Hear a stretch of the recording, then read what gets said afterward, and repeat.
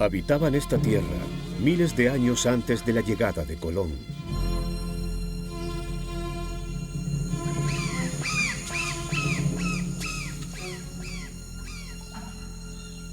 Cuando París todavía era un pueblo, ellos erigían ciudades en la selva.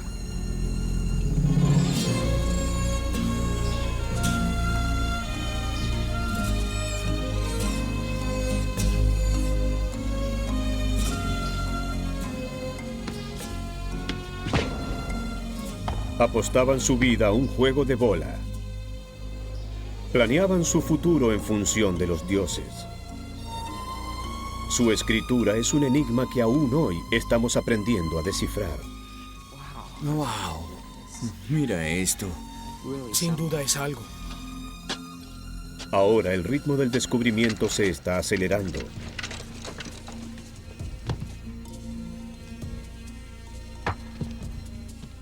Por fin sabremos quiénes eran. Huesos, hay muchos. Oh, sí. Mira qué hermoso objeto. Es una gran obra de arte.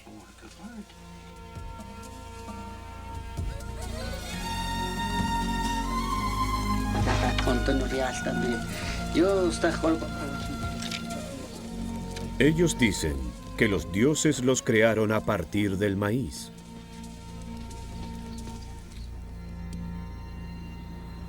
Son los mayas.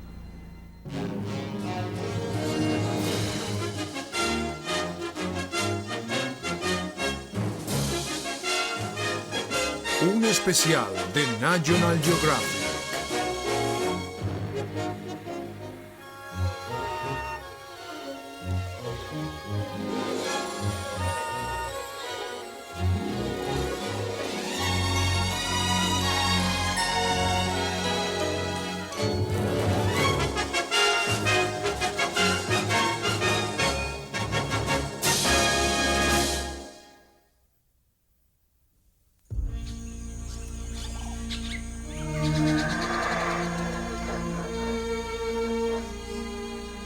El año 1839. El lugar, oeste de Honduras.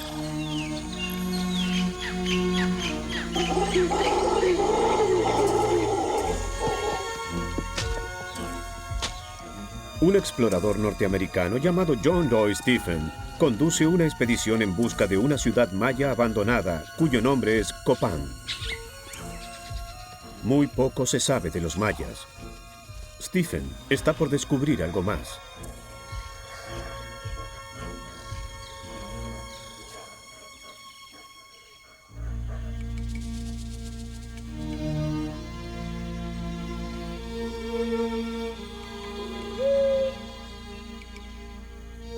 Cubiertos por miles de años de exuberancia tropical, a lo largo de muchos kilómetros se desparraman templos sepultados y paredes de roca desplomadas.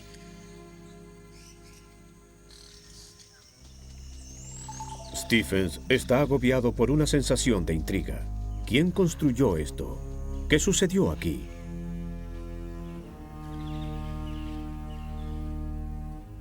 Durante la expedición, Stephens y el artista inglés Frederick Cathergood registran sus impresiones de la ciudad en ruinas. Apareció entre nosotros como un barco estrellado en medio del océano, sus mástiles caídos, su tripulación muerta, y nadie a quien preguntar de dónde vino, qué provocó su destrucción. Todo era misterio, oscuro e impenetrable misterio.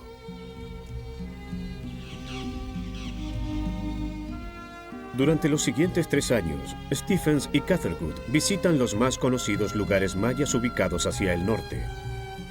En Yucatán, exploran Uxmal y Chichén Itzá.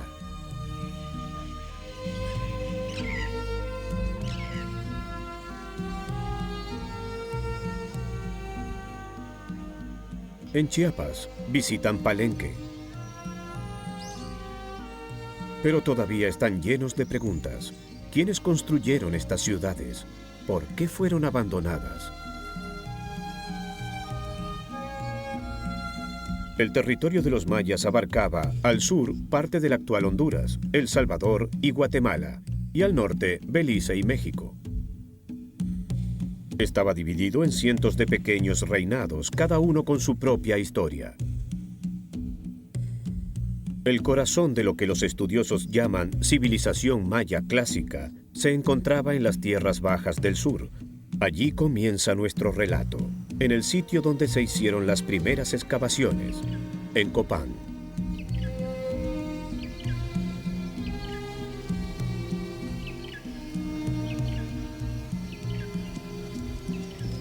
Aún hoy, este lugar parcialmente restaurado conserva su aire de misterio. Bill Fash es el director del proyecto de la Acrópolis de Copán. Copán fue una de las primeras ciudades mayas. No nos referimos a su extensión. Sin duda hubo ciudades más grandes. Pero en su época de esplendor, hace 400 años, fue importante. Tuvo valiosos artistas, escultores, arquitectos, ingenieros, astrónomos, amanuenses. Creo que si tuviéramos que compararla con nuestra cultura, Tikal tendría el lugar de Nueva York y Copán se asimilaría a París.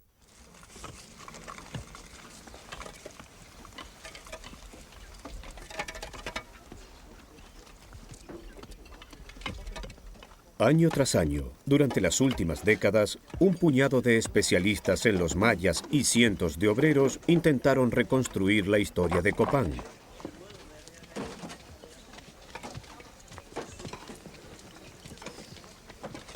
He observado que tiene dos... La verdad acerca de lo que sucedió todavía está oculta detrás de cada roca. Hay más de 30.000 fragmentos de esculturas talladas en roca que adornaron estos edificios. El problema de este rompecabezas es que no hay una figura que nos permita saber cómo estaban ensambladas. Debemos imaginarla. El problema se agrava en casos como este. Solo Dios sabe de dónde vinieron estas piezas que forman este montículo. Los primeros arqueólogos simplemente las apilaron aquí. Nuestro trabajo es determinar qué diseños adornaban las distintas estructuras, volver a estos montículos, tomar como ejemplo las esculturas exhumadas y tratar de ensamblar las partes. Pero a pesar de las dificultades, los expertos del equipo de Fash reconstruyeron cientos de esculturas y salvaron decenas de edificios. Bueno, es un poco complicada la medida porque el petate no tiene... Cada año, la imagen de la antigua Copán se vuelve más nítida. Más saliente de las que están adentro, como estas dos.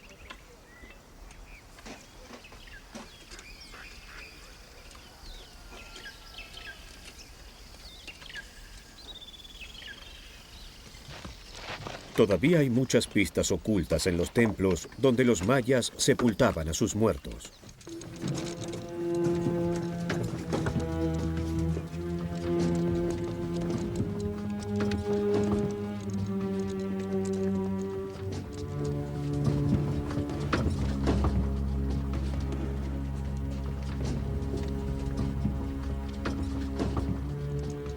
Los mayas clásicos no se interesaban por los metales.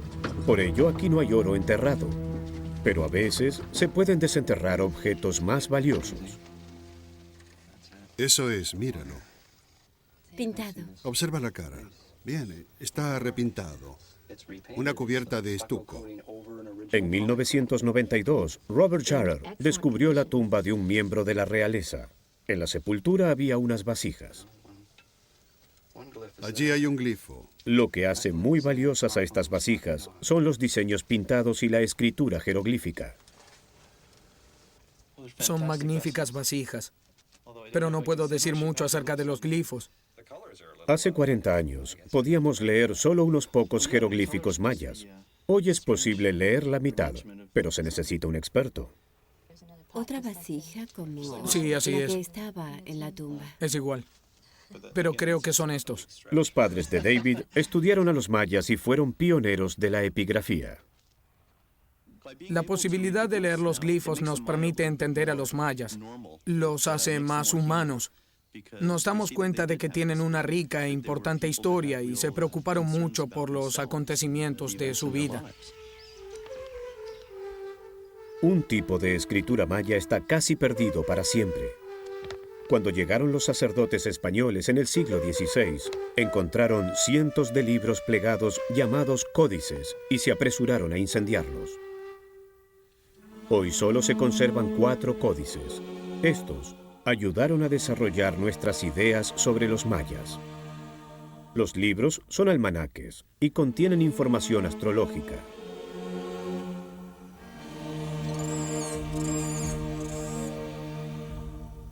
Los hombres y mujeres que escribían los almanaques eran amanuenses, muy instruidos en astronomía. Por medio de una compleja matemática, determinaban qué aspecto tenía el cielo miles de años antes y cómo se presentaría este miles de años después. Sabían que el movimiento del universo está compuesto por ciclos, algunos muy prolongados, otros muy breves. Incluso pronosticaban eclipses de sol. Parecen haber estado fascinados por la relación entre el transcurso del tiempo y los acontecimientos de su vida.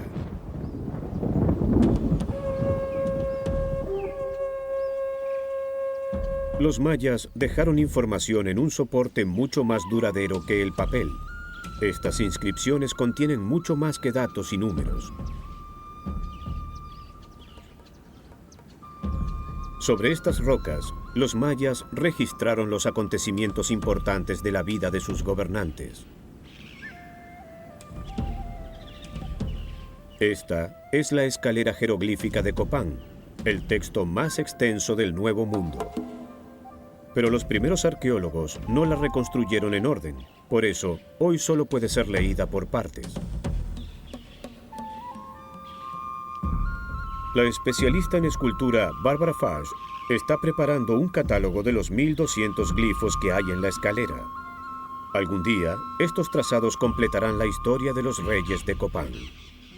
Esto significa sembrar una planta y sujetarla con un palo. Otros jeroglíficos son más accesibles, gracias a los notables descubrimientos de las últimas décadas.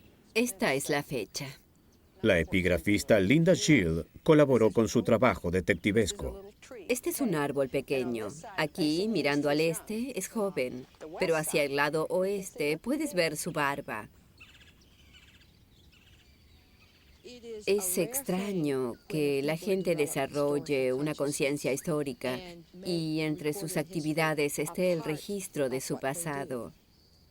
Ahora estamos recuperando parte de su historia perdida, porque la historia de América no comienza en 1492 con Colón. Comienza en el año 200 a.C. con el primer rey maya que escribió su nombre en una roca.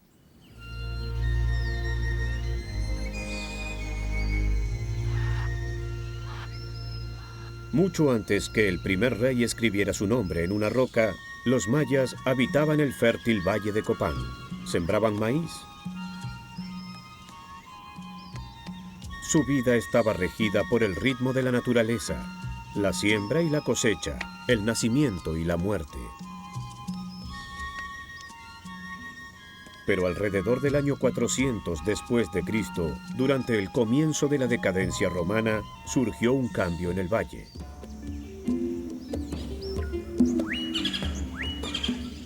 En una perezosa curva del río Copán, comenzaron a erigirse construcciones de piedra. Brillantes edificios coloreados rodearon una plaza central donde miles de personas podían reunirse. Se emprendió el comercio de vainas y granos de cacao, tabaco, jade y plumas. En el centro de la ciudad se hallaba el campo de juego.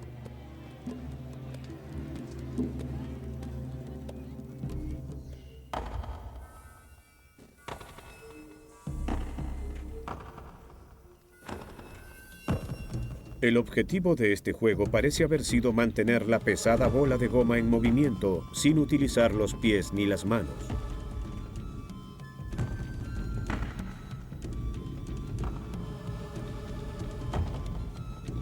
En algunos lugares hay esculturas en piedra que muestran jugadores con cabezas humanas cortadas pendiendo de sus cinturones. Pero no se sabe si estas expresan lo que sucedía con los perdedores o representan algo más simbólico.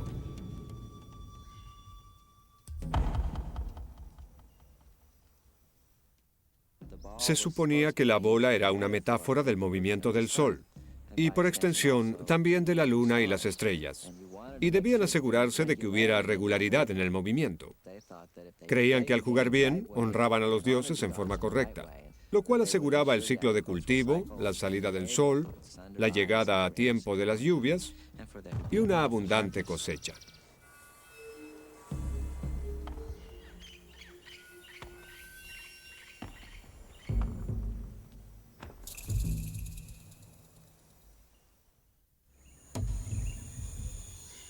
En el santo mundo de los mayas, los dioses eran la fuente de toda vida y solo los reyes tenían poder como para mediar ante ellos. Los dioses sustentaban el universo material con el sol y la lluvia y esperaban que los hombres los alimentaran con ofrendas. El mejor alimento era la sangre. Cuando los mayas querían consagrar un momento o un acontecimiento importante, derramaban sangre. La sangre transportaba un atributo llamado chulel, que representaba el alma del hombre. Este elemento no solo penetraba en los cuerpos humanos, sino también en los edificios, los árboles, el cielo, llegaba a todas las cosas sagradas del mundo. Y cuando derramaban sangre, activaban el chulel. Era como la fuerza de George Lucas.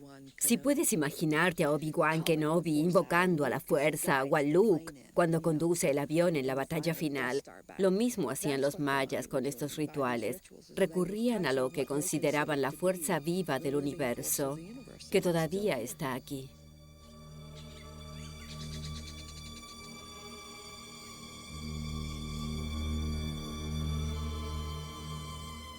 En ocasiones especiales, el mismo rey ofrendaba sangre.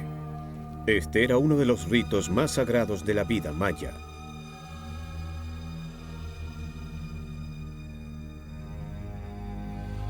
Después de días de ayuno y preparación espiritual, el rey se perforaba el prepucio con una púa de raya y derramaba su sangre sobre cintas de papel.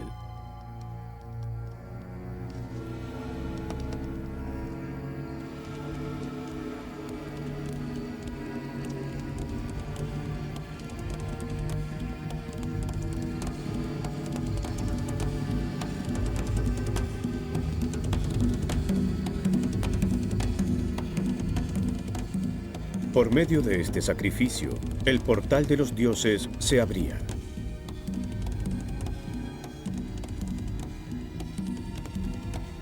Al quemar el papel, los mayas creían ver a los dioses en el humo que se elevaba.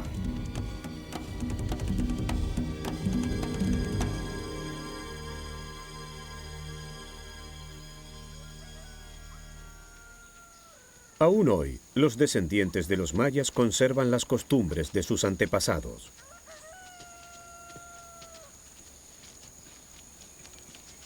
Los mitos que recuerdan y las ceremonias practicadas son parte de una tradición que, según los mayas, los dioses les impusieron en el principio.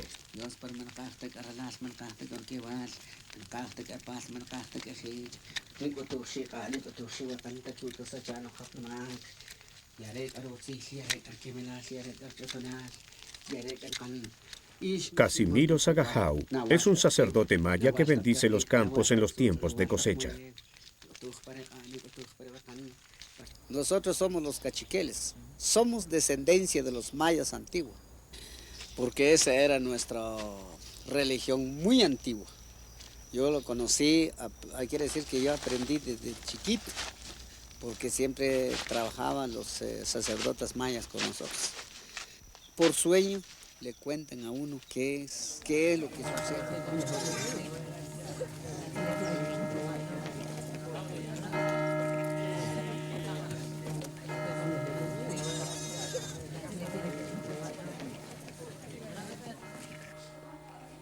La pasión de los mayas por los rituales fue una de las primeras características que los misioneros españoles observaron cuando llegaron a Yucatán hace casi 500 años.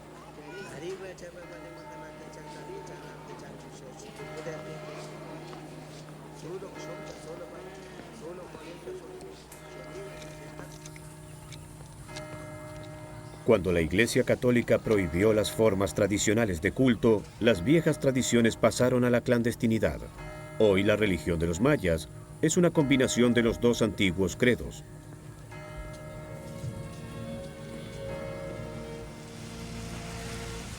Los mayas se aferraron fuertemente a muchos aspectos de la vieja cultura. En la región montañosa de Chiapas y Guatemala, su singular vestimenta no solo los identifica como mayas, sino también representa el lugar donde viven.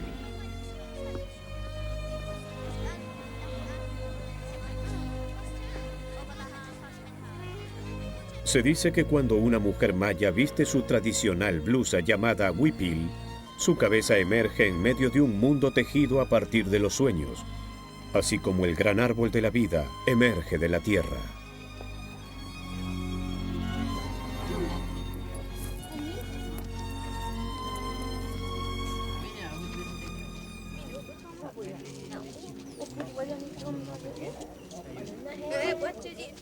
En la región montañosa de Chiapas, México, Chip Morris trabajó con las tejedoras durante 20 años.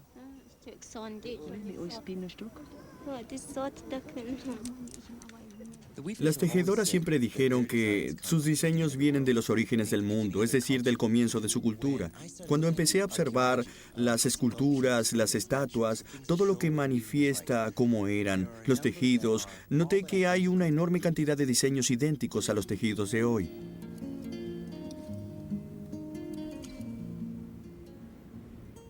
En los diseños hay un mapa del mundo maya. No me refiero a la superficie de la Tierra donde estamos ahora, sino al mundo de los sueños. Es el mundo donde están los dioses, los seres que controlan la lluvia, donde vive el ángel de los relámpagos. No hay dibujos de carretas ni de casas en una blusa. Todas son imágenes de ese universo sagrado que crea la lluvia, la vida que cuida al mundo.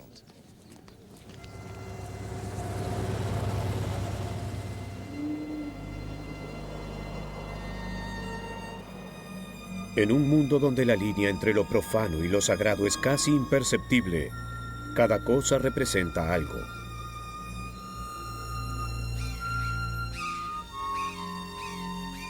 Las pirámides simbolizan las montañas sagradas donde habitan los antepasados. Las puertas representan las bocas de las cuevas, pasadizos que descienden hacia el peligroso infierno del interior de la montaña.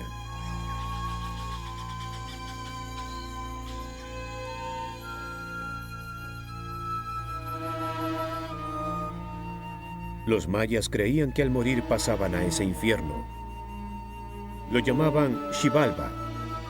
Era el lugar del miedo, un reino húmedo de ruina y putrefacción, del cual la mayoría de la gente tenía poca esperanza de escapar.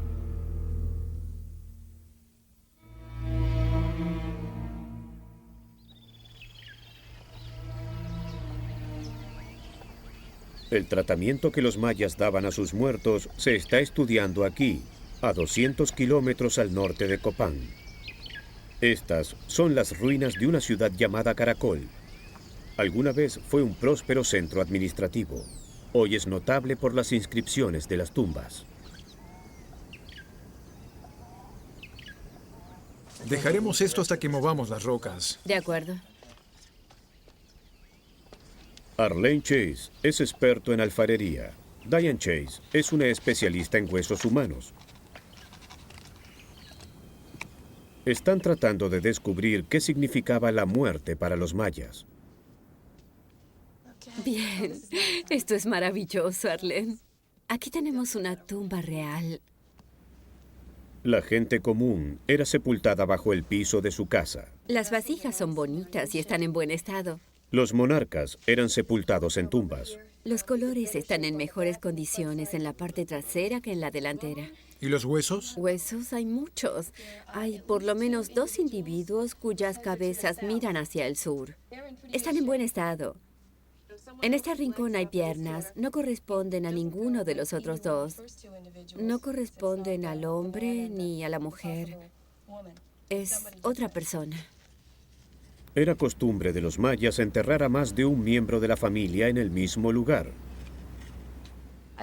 Prefiero interpretarlo como un mausoleo familiar donde fue sepultado un abuelo. Luego muere la abuela y la entierran en el mismo lugar.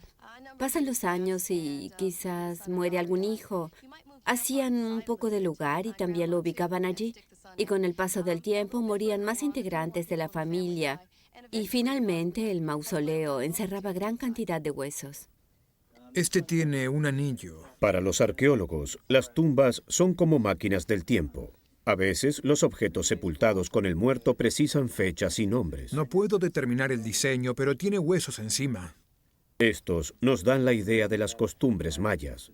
En el laboratorio deberían aparecer.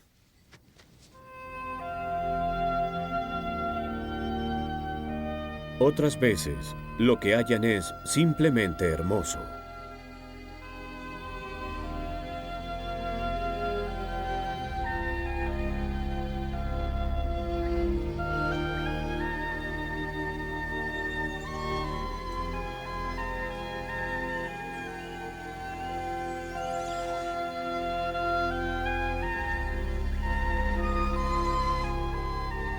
Como las tumbas de Caracol, los edificios de Copán contienen su parte de historia sepultada, pero su hallazgo resultó casi siempre muy dificultoso.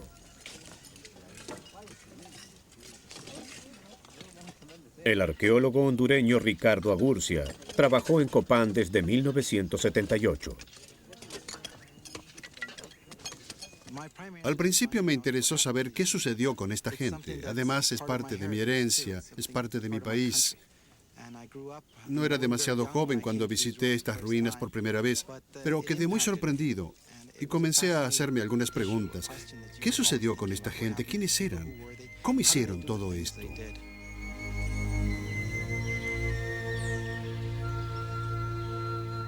Agurcia estuvo exhumando un templo pirámide que podría decirnos algo más sobre las costumbres de los habitantes de Copán. El Templo 16 es un típico edificio real en términos de construcción, y allí dentro está el desafío para los arqueólogos. Para los mayas, ciertos espacios eran sagrados, por eso construían los templos uno encima del otro. Los obreros demolían los niveles superiores de una estructura existente, rellenaban el lugar y construían una nueva estructura allí.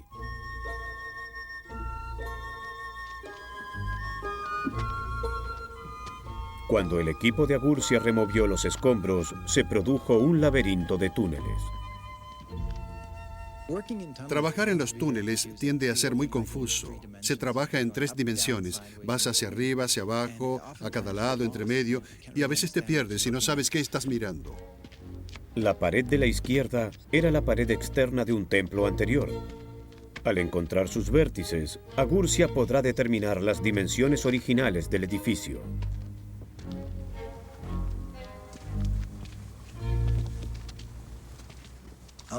Me desplacé un tramo corto y encontré otra pared. Esto continúa más allá. Intentaremos subir para ver si hallamos la parte inferior de una subestructura o su parte superior. Hacia arriba puedes ver las terrazas de lo que fue una enorme pirámide. Hasta donde ascendimos va 8 pisos hacia arriba, cada uno más curvado y más alto. Luego Agurcia encontró algo totalmente inesperado.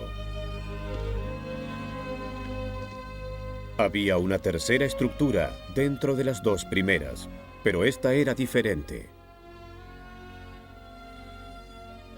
El edificio que Agurcia llamó Rosalila estaba perfectamente preservado. La tierra suelta fue removida y quedó expuesto un grupo de máscaras gigantes todavía teñido por rastros de la pintura original. Casi todas las máscaras que encontramos antes medían quizá 1 o 2 metros de altura y abarcaban unos 5 o 6 metros, pero estas seguían y hasta ahora no encontramos el final. Adornado con esculturas brillantes, Rosalila fue alguna vez el punto más importante de Copán. Enmarcando el acceso principal, 2 caras de ave miran el ocaso. Sobre ellas, serpientes ondulantes estiran su cuerpo hacia el cielo. Para los arqueólogos, el cuidadoso trato dado a Rosalila plantea interrogantes. Estamos ansiosos por saber de qué se trata Rosalila. ¿Por qué fue dejada allí 150 años y nadie hizo nada excepto mantenerlo? ¿Por qué fue sepultado intacto? No tocaron ninguna parte cuando lo enterraron. El resto de los templos fue demolido para construir algo más grande y mejor en el mismo lugar. ¿Por qué fue tan venerado como para ser momificado cuando lo sepultaron? Y en primer lugar, ¿qué hay dentro de él? Esperamos que Ricardo lo averigüe. Pero antes de los descubrimientos llega la época de lluvias a Copán. Los arqueólogos vuelven a casa y las excavaciones quedan suspendidas hasta el fin de la temporada. 6 meses más tarde cesan las lluvias. El tiempo mejora. Por fin, la excavación del Templo 16 puede ser concluida. Durante otros 6 meses, los obreros continuarán retirando la suciedad de Rosalila. Y apenas antes que se reanuden las lluvias, el enigmático templo produce otra sorpresa. Agurcia encuentra algo sepultado hace 1300 años en un pequeño escondite ubicado en una puerta. Mira esta especie. ¡Oh, Dios! No encaja. Está cerca. Los bordes son increíblemente filosos. Lo que encontraron fue una colección de espadas labradas, una piedra especialmente sagrada, el pedernal.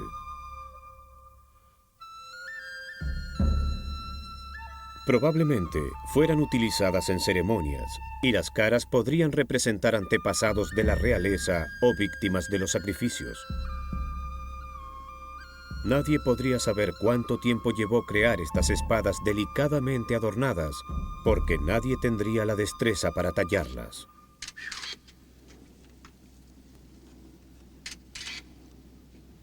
En total, 9 objetos fueron encontrados en Rosalila, tal vez correspondientes a los 9 señores de la noche mayas.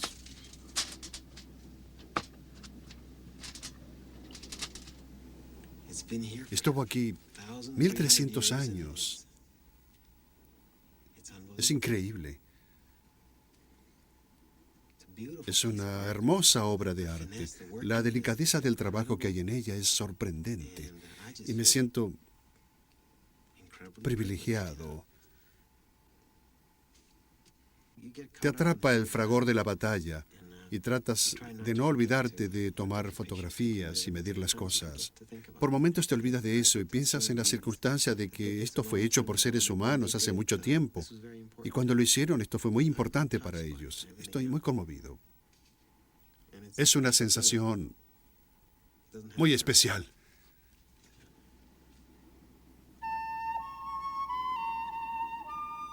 Es probable que los pedernales encontrados por Agurcia en Rosalila hayan sido guardados allí alrededor del 7º siglo después de Cristo, cuando la civilización maya estaba en su apogeo.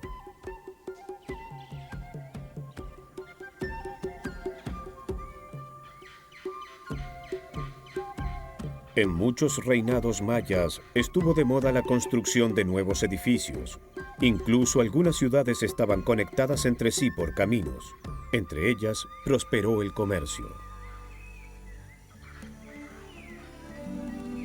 Copán se encuentra en la frontera sur, pero en el norte hubo acontecimientos que habrán sacudido hasta lo más profundo al mundo maya.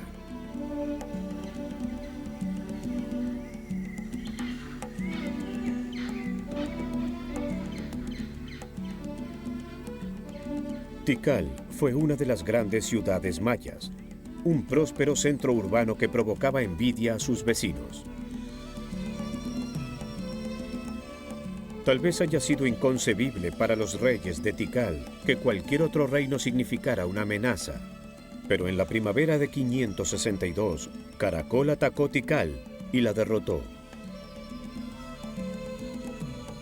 Durante el levantamiento que se provocó en Tikal, los miembros de la familia real se trasladaron a la selva y construyeron su propia ciudad. En ese lugar, hoy se ubica un campamento de investigación. Lo que alguna vez fue la gran ciudad de 2 pilas, hoy fue reconquistado por la selva. El esfuerzo por componer una imagen de la dramática conquista de poder es guiado por Arthur Desmarais. Sus descubrimientos están cambiando nuestra idea de los mayas. Durante 40 o 50 años veíamos a los mayas como una sociedad teocrática y amante de la paz cuyos eruditos reyes estudiaban el movimiento de los planetas y vivían en su propio mundo. Ahora sabemos, gracias a las últimas interpretaciones de los jeroglíficos y excavaciones que desenterraron fuertes, que los mayas eran gente muy violenta, una de las civilizaciones más guerreras del Nuevo Mundo, y que estaban siempre involucrados en la guerra, batallas por sucesiones dinásticas e interminables persecuciones.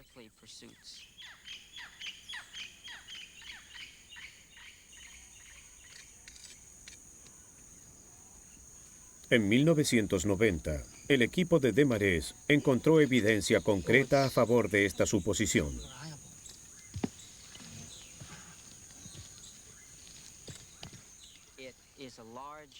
Es un largo texto jeroglífico, perfectamente preservado, que hace referencia a guerras, batallas y conquistas en las cuales Tikal y dos pilas luchaban entre sí. Y está registrado el desenlace. Es una riquísima fuente de información, y cuando sea descifrada, creo que cambiará nuestra interpretación de este periodo tan crítico de la historia maya. Es sorprendente. Dicen que es un súbdito de este señor, probablemente de Calakmul. Increíble. Realmente. Como si compitieran con Tikal, o una subordinación. Bien, algo tendremos que pensarlo. parecido. Es decir, si es subordinación. Los epigrafistas Stuart y Houston son convocados para ver qué parte del texto pueden descifrar. Con referencias a Bonampak y Tonina. ¿Y después de eso qué? Mira, aquí está. Sí, Katun. esta, Arthur, se refiere a una especie de altar. Se refiere y aquí a la escalera. se refiere a una dedicación. Y mira, es un escalón. Sí, es una pirámide. Mira. Bien, digo que este evento, esta guerra, Y luego por aquí tienes un nuevo evento que involucra al padre. La representación del cráneo es el nombre del gobernante de Tikal. Inicialmente parece que la guerra maya tenía sus rituales. Estaba más dedicada a objetivos religiosos. Realmente, estos hombres se vestían con atuendos ridículos y arcaicos, llevaban lanzas del Paleolítico, se reunían en algún lugar y peleaban. Uno de ellos era capturado, traído de vuelta y sacrificado.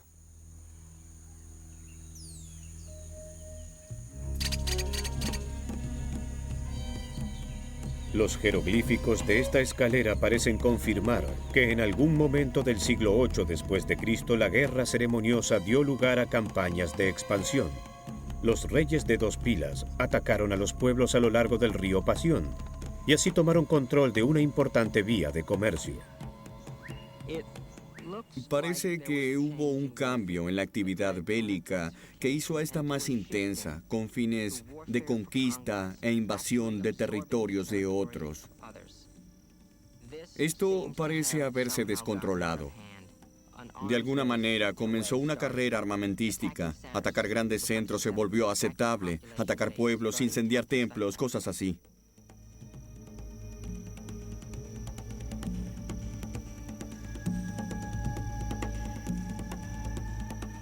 La nueva actividad bélica llegaría también hasta Caracol. Los siglos 8 y 9 en Caracol y en otras zonas fueron una época de tremendos cambios y numerosas guerras. Hasta entonces, Caracol había tenido mucho éxito en la guerra. Lo que sucede, creemos, es que en esta época no se trata de vencer a una civilización vecina y dominarla, sino de tomar muchos cautivos y sacrificarlos. Creo que la gente estaba muy asustada.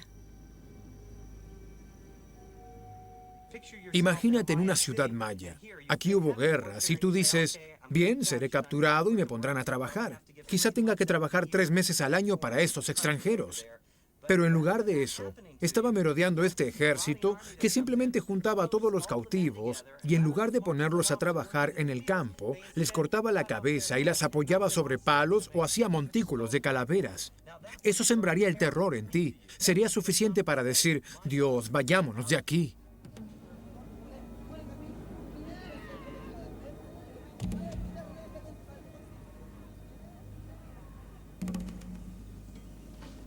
Finalmente, Dos Pilas también fue presa del terror. En la misma escalera jeroglífica se encuentran las ruinas de una empalizada construida muy deprisa. Arqueológicamente, esta pared de defensa es una de las características más importantes e interesantes encontradas aquí. Una de las razones por las cuales este vallado es tan prolijamente montado es que está armado con bloques de roca extraídos violentamente de otras construcciones, de los palacios que había alrededor. Entonces deshicieron literalmente el Palacio Real y construyeron este desesperado sistema de defensa.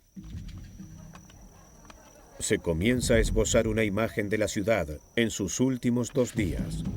En un desesperado intento de impedir la entrada de los invasores, los ciudadanos de Dos Pilas erigieron 2 murallas de defensa alrededor del centro de la ciudad y se trasladaron allí para protegerse.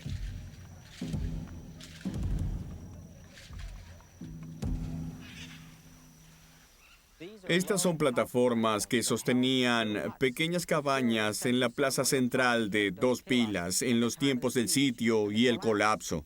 Evidencian además que la desesperación de los últimos días de este gran reinado fue tan atroz y el colapso tan completo que en un momento toda la población vivía en la plaza de ceremonias, debajo de los altos templos, debajo de los ostentosos monumentos de grandes reyes. Es casi como si se apretujara una población en el jardín de la Casa Blanca esperando el colapso de la civilización norteamericana. Eso ocurrió aquí en aquel entonces.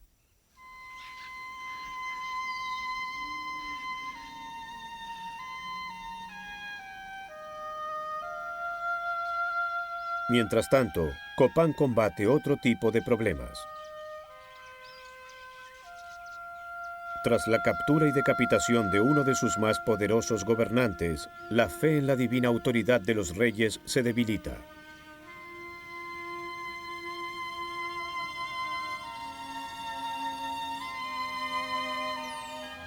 Al mismo tiempo, la población del Valle de Copán sigue creciendo. Los habitantes de Copán fueron víctimas de su propio éxito. Al crecer la ciudad, al volverse más vibrante y atractiva, todas estas tierras fértiles fueron quedando cubiertas de casas, y la población fue quedándose simplemente sin su fuente de alimento. Con el paso del tiempo, el bosque fue eliminado. Esto provocó una gran erosión en todo el valle. El resultado fue una disminución de las lluvias y finalmente la gente no pudo seguir viviendo aquí.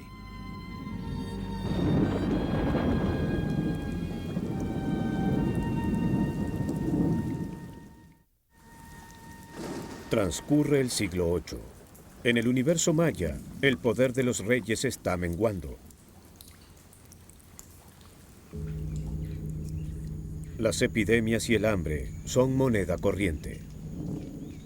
La gente comienza a alejarse de las ciudades.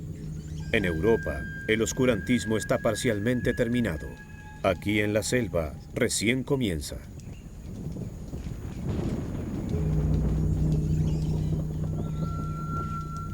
Lentamente, una por una, las grandes ciudades del sur son abandonadas. En el año 761, el rey de Dos Pilas es capturado y muerto.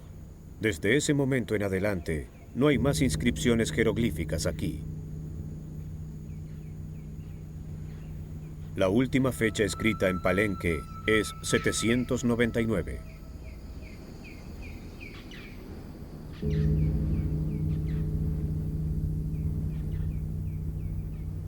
Veinte años más tarde, Copán queda en silencio.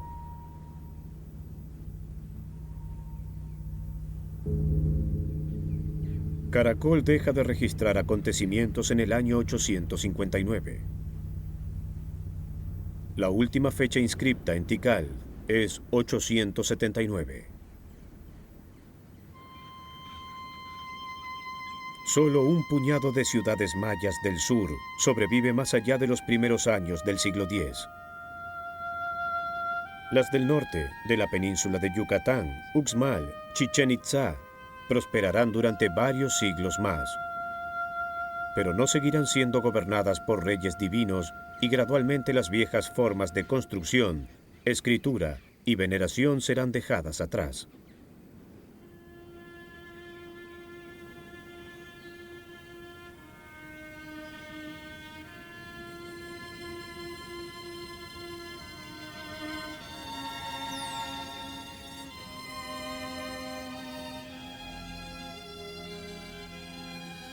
La civilización maya clásica llega a su fin.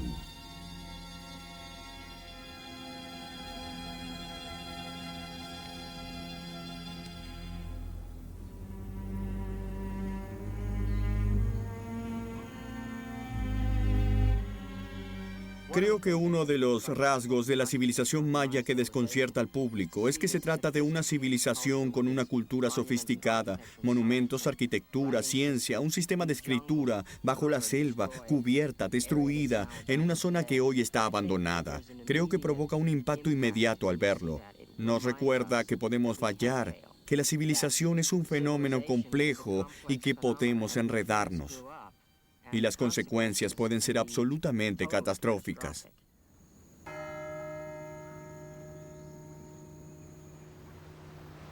Hoy, si bien la civilización maya clásica desapareció, no sucedió lo mismo con los mayas. Durante 3000 años sobrevivieron a las ambiciones de sus propios reyes y los conquistadores extranjeros. Y nuevamente son asaltados.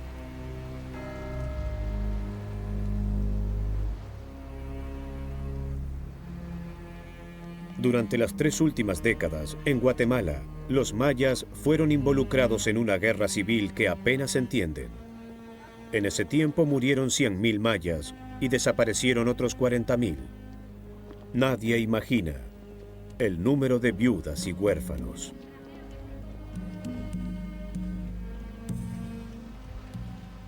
Y a pesar de todo, persisten. Tejen sus huipils, siembran su maíz.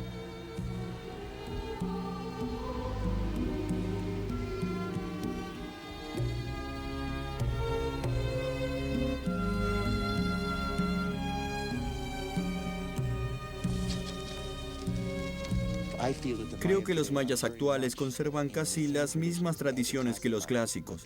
Lo que perdieron es ese gran brillo, el lujo de la nobleza. Ellos mismos lo depusieron. Simplemente dijeron a sus reyes, basta, no los queremos más, y continuaron su vida. No me agrada cuando la gente habla del colapso maya, porque nunca colapsaron. Evolucionaron. Sobrevivieron a tiempos difíciles, buenos, malos, pero todavía están con nosotros. Conservan sus costumbres y su organización social. Es muy interesante ver cómo gran parte del modo de vida de los antiguos mayas aún hoy está vigente.